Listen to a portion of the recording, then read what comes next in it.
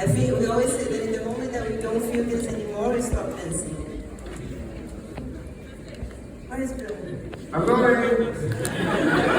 Sorry, I'm just making a song that usually disappear when I'm about to play it. So while he's preparing, I already showed some exercise that we had for the movement in the class. The first exercise was the compass, where you turn on top of one leg. The compass is something that we use not only for this movement, but for all the movements that I do, especially in the follower's body. The leaders we use sometimes as styling or to do like double turns, but it's not required for all the movements. But for the followers, it's mainly the way that we use for everything. So you have one leg in front, we have the isolation on the twist in the upper body, and then you turn always towards the front leg. So I prepare the upper body to the opposite side, and then I turn towards the front leg. If I'm turning towards the other leg, what I normally use is both legs on the floor, so there is no need to have the compass. Yeah? So from here, we can do quarter turn, we can do half turn, and then full turn. Yeah? The other thing that we had, it was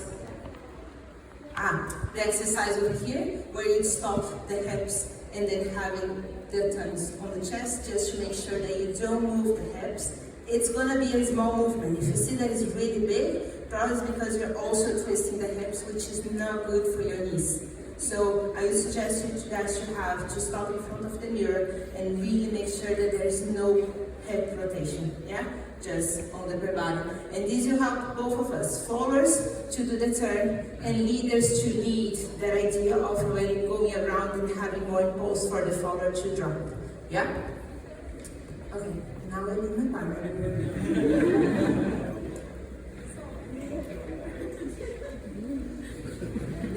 Oh my God. That's what I do every day.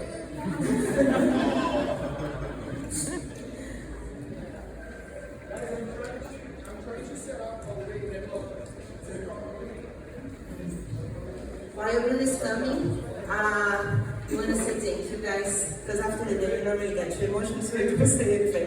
But thank you so much for all of you to be here, to a clap for the classes, because I know it's kind of early, but to support such a nice event, well organized, being the classes, being the social, and thank you for the smiles, for the conversations I had.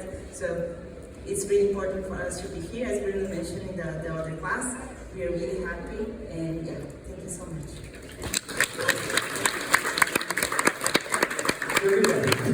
The movement, right? So the first version of the movement we did, we opened into this type of viradinha. Remember that this movement could be done simply in a lunge, right? So you could do a lunge in the way you're ready to, and then shift the weight and pass to the other side and have the same result, right? So going into the same exit. That was the very first simple way. Yeah. You could do the same thing and go into the unlock, which was the last one. So going into a lunge, rising without the stretch first, going into the unlock, no problem. Or you could do the same thing to practice, and as you rise, stretch.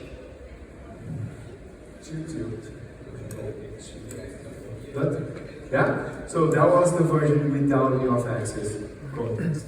Then you got the off-axis context, which was the very first one. We only went behind and open, same simple exit.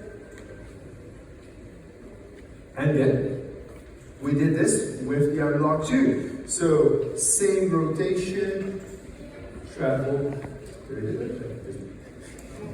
and a single turn.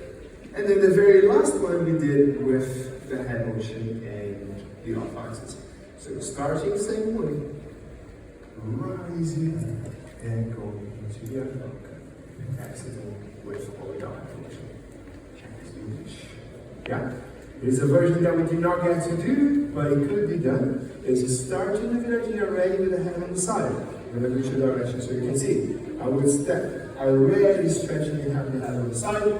I want to have this compression, the head flipping through the front as I create a impulse for the compass. So you should get to the unlock in the same way. Yeah? If you do boneca espressada, I think that's the name, it could be the same effect. So, same thing, you go on the side. You could usually do like this and go from. You could have the same feeling to go back. Yes? You good? Now this.